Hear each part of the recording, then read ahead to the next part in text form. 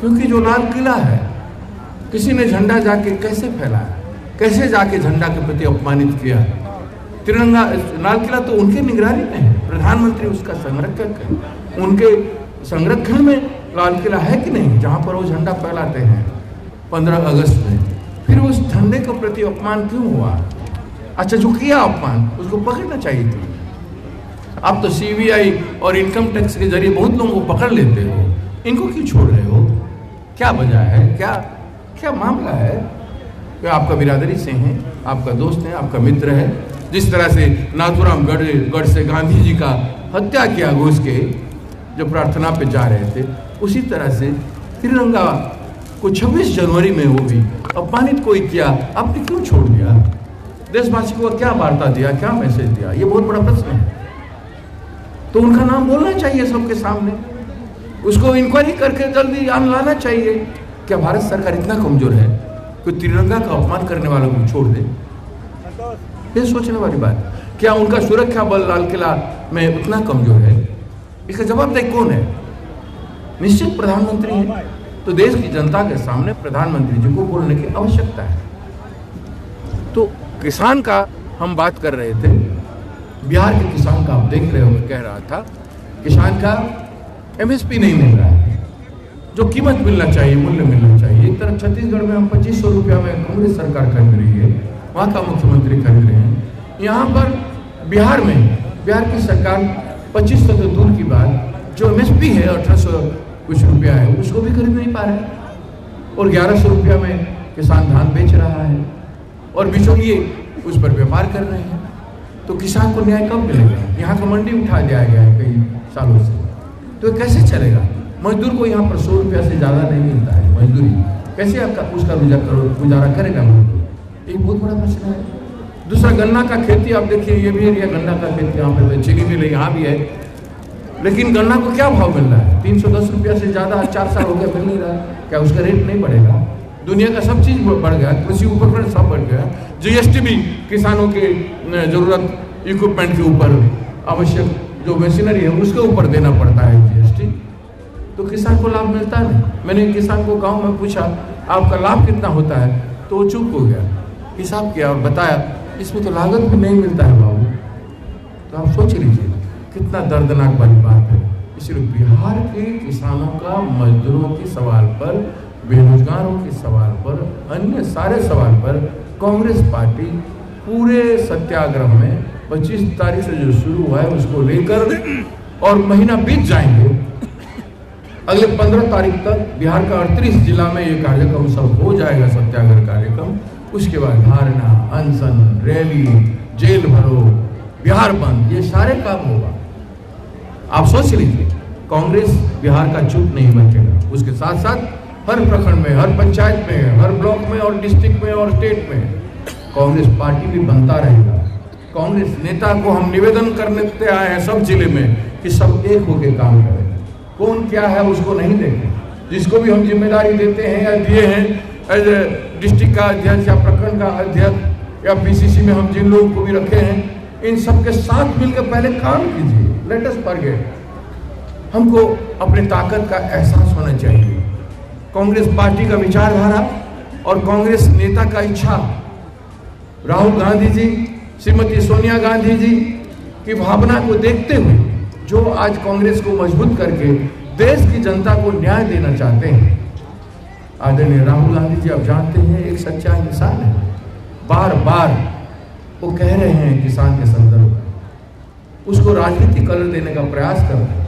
ऐसा होता तो किसानों के समर्थन में हम अपना झंडा लेके खड़े होते। क्यों हम किसान को बाहर से समर्थन कर रहे हैं?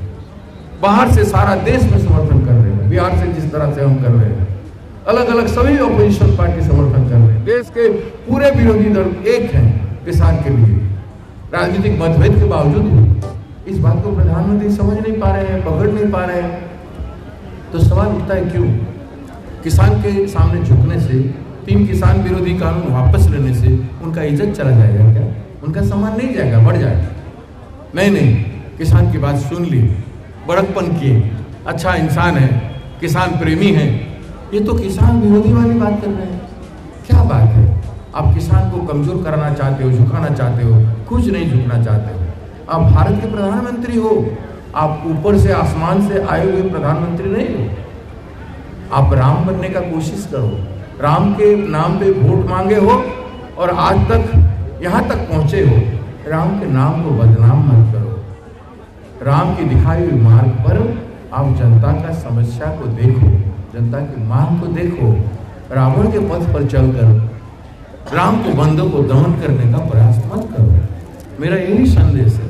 ये भारत के AICC के, अखिल भारतीय कांग्रेस पार्टी के ये किसान यात्रा, सत्याग्रह यात्रा यही संदेश देता है कि निर्भीक बनो, साहस बनो, मुंह खोलो, आवाज खोलो। आपकी आजादी छीनी जा चुकी है, आप स्वतंत्र नहीं हो, आप लोग भी स्वतंत्र नहीं। आप लोग भी जंग के विरोध नहीं कर सकते हो, क्योंकि आपको व्यक्तिगत दुश्मन पैदा हो जाए। अच्छाई बोलेंगे तो आपको देशद्रोही कहेंगे, जैसे किसानों को देशद्रोही कहा जा रहा है, मजदूरों को देशद्रोही कहा जा रहा है, तो यही लोग देशभक्त हैं क्या? सवाल है, क्या यही लोग देश के लिए आजादी लाए थे? गांधी जी को मारने वाले, तिरंगा को कैसे सम्मान, गांधी जी का अपमान करने वाले देशभक्ति कैसे हो सकते हैं? किसान को आप हिंसक बताने वाले, देशद्रोही कहने वाले, आप देशभक्त कैसे हो सकते? ये बड़ा बड़ा सवाल है, ये उठना चाहिए और उसका जवाब आज सत्ता में बैठे हुए लोगों को देना है। सर, सवाल ये है कि बिहार में किसान जो भी इस संगठन के हैं वो एक भी सड़कों पे नहीं है, सिर्फ विपक्षी दल के जो पार्टियां हैं वो सड़कों पे नजर आ रही। आखिर वजह क्या? विपक्षी दल में किसान नहीं है?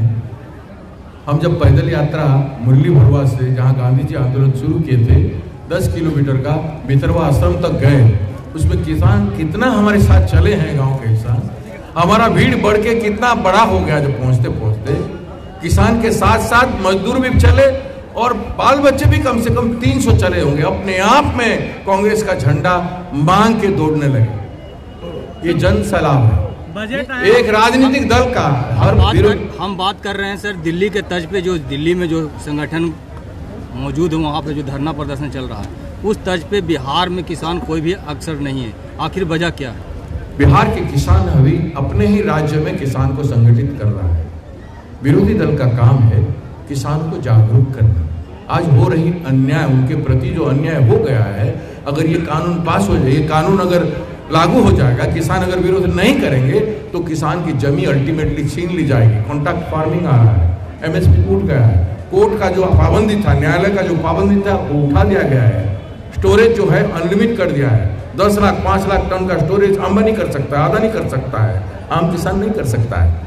और ये स्टोरेज आएगा, कंज्यूमर जो खाद्यान्न जो है उसको 10 गुना दाम से खाद्य खाने वाले आपको और हमको खरीदना पड़ेगा।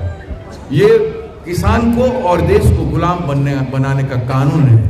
इसको देश की जनता को हम इस सत्याग्रह के जरिए समझाते आए हैं। जब किसान समझेगा, बिहार के किसान समझ रहा है, जब हमारे कांग्रेस जन हर गांव में चले जाएंगे और ये बात किसान समझ जाएगा, बिहार की धरती हिलने लगेगा। किसानों के आंदोलन से क्रांति होगा और बिहार के किसान यहाँ से पैदल जाएगा दिल्ली तक। आप देखेंगे वो समय आ रहा है। इस बीच भारत सरकार मान जाए तो अच्छा है, हमें कोई शिकायत नहीं। सर बंगाल में क्या होगा? सर बंगाल का चुनाव क्या होगा? कांग्रेस को दिखा नहीं रही अपना दमखम नहीं हो तो मैं अभी किसान सत्याग्रह में हूँ, चुनाव की बात में करने नहीं है। जिस तरीका से अभी जो दिल्ली में जो किसानों को रोकने के लिए दिल्ली प्रशासन ने जो तैयारियां की हैं, उस पर आपका क्या कहना है? यही तो है रावण रूपी व्यवहार किसानों के प्रति। क्यों आपको वोट नहीं दिए थे? आप उन्होंने बात किया उनके साथ 7 बार 8 बार, उनका रिक्वेस्ट क्यों नहीं माना? आपके पास वो 7 बार गए, सरकार मान लेगा यही सोच के गए थे ना। सरकार मान लेगा, अल्टीमेटली मोदी जी मान जाएंगे, लेकिन आप कितना अहंकारी हैं कि आप मानते ही नहीं हो। उनको, किसानों को कीड़ो मकोड़ा समझते हो, आप वोट को नगण्य समझते हो। क्यों? किसका ताकत पर? क्या सौदा हुआ है? सवाल तक क्या सौदा है? आप और अदानी अंबानी के बीच में, बड़े बड़े कॉर्पोरेट्स के बीच में क्या डील है? कितने लाख करोड़ का डील है? अगर डील नहीं है तो किसान को सम्मान करो, किसान की बात मान जाओ, हीरो बन जाओ। क्या लगता है सर कि आने वाला जो लोकसभा चुनाव होंगे 2024 में, उसमें मोदी सरकार पूरी तरीके से किसानों के विरोध, किसान उनका विरोध करेंगे? अब तो वातावरण देख लीजिए, अब क्रांति होने लगा है। क्रांति किस तरह से परिवर्तन का सलाब लाता है वो तो इतिहास साथी है, मैं उस पर क्या बोलूं। किसान के साथ देश की जनता के साथ जिस तरह से मजदूरों को सड़कों पर मरने के लिए छोड़ दिया गया है, इस तरह से किसानों को भी सड़कों पर मरने के लिए छोड़े हैं और उस पर दबाव डाल। लाल किला में जो हुआ 26 तारीख को, वो क्या आपको सही मानते हैं कि गलत मानते हैं? जो किसान, मैं आपको इतना बोला तिरंगा के बारे में, क्या सुना, क्या समझा? पढ़े लिखे संवाददाता है आप। जो लाल किला में किसान तिरंगा झंडा को अपमानित किया, वो कौन है? ये सवाल आप क्यों नहीं पूछते हो उनको पूछो, ये कौन है वो, उसको जवाब दे। कौन देगा? आपकी सुरक्षा में लाल किला है, उसको पकड़ो, उसको जेल में डालो, देश की जनता को बताओ कैसे गया वो अंदर आपकी सिक्योरिटी तोड़ के। आप तो चौकीदार हो, लाल किला की सिक्योरिटी क्या है आप जानते हैं? मुझे क्यों से पूछ रहे हैं सर? आज तक इतना दिन हो गया, मोदी को क्यों नहीं पूछा जा रहा है? भारतीय जनता पार्टी के लोगों को क्यों नहीं पूछा जा रहा है? जो जिम्मेदार है झंडा का सम्मान को बजाय रखने के लिए, उनको क्यों नहीं पूछा जा रहा है? उनको पूछिए सर। एक सवाल, जवाब देना पड़ेगा, प्रेस के सामने आएंगे तब ना वो जवाब देंगे।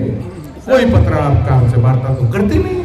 सर एक सवाल इधर सर, देश की आम बजट पर क्या राय है जरा? सर जो बजट लाया गया खोखला है, कुछ है ही नहीं।